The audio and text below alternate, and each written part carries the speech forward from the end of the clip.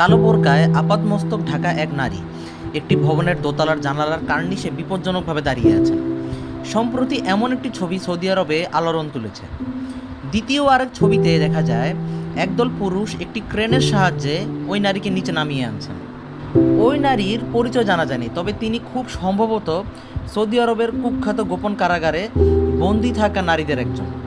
দেশটিতে যেসব নারী পরিবার বা স্বামীর অবাধ্য হন, বিবাহ বহির্ভূত যৌন সম্পর্কে জড়ান কিংবা বাড়ি থেকে পালিয়ে যাওয়ার চেষ্টা করেন, তাদের এসব পুনর্বাসন কেন্দ্রে পাঠানো হয়। 6 মাসের বেশি সময় ধরে গার্ডিয়ান এই প্রতিষ্ঠানগুলোর ভেতরের পরিস্থিতি সম্পর্কে জানতে ও তথ্য সংগ্রহ করতে নানা ব্যক্তির সঙ্গে কথা বলেছে। তারা বলেছেন সেখানে তাদের নিয়মিত মারধর করা হয়, জোর করে নৈতিক আচরণগত শিক্ষা দেওয়া হয়, বাইরের জগতের সঙ্গে কোনো ধরনের যোগাযোগ রাখতে দেওয়া হয় না।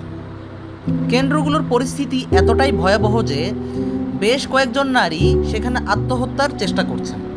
সেখানে নারীদের বছরের পর বছর বন্দি করে রাখা হয়। পরিবার বা একজন পুরুষ অভিভাবকের অনুমতি ছাড়া তারা কোথাও যেতে পারেন না। সারাহ বয়স 38 বছর। তিনি নির্বাসনে আছেন। বলেন তার বয়স যখন 13 বছর তখন তার মা বাবা তাকে দার আল রেয়ার পাঠানোর হুমকি দিতে শুরু করেন। তার দাবি, বাবার যৌন নিপীড়ন মেনে না নিলে তিনি তাকে এই হুমকি দিতেন। অবাধ্য মেয়ে ও নারীদের দাল আর রেয়ার যাওয়া অথবা বাড়িতে নিপীড়িত হতে থাকার মধ্যে একটি বেছে নিতে হয়।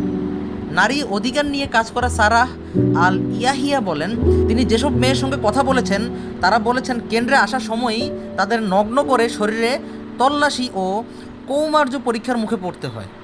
কেন্দ্র থেকে বের হওয়ার একমাত্র পথ একজন পুরুষ অভিভাবক বিয়ে করা অথবা ভবন থেকে লাফিয়ে পড়া।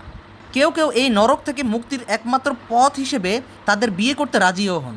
যদি সৌদি আরবের সরকার নারীর অধিকারকে গুরুত্ব দিত, তবে তারা এসব নির্যাতনের শিকার নারীদের জন্য যথাযথ নিরাপদ আশ্রয়কেন্দ্র গড়ে তুলত বলে মনে করেন মানবাধিকার গোষ্ঠীগুলো। সদীক চৌধুরী, নিউজ 24।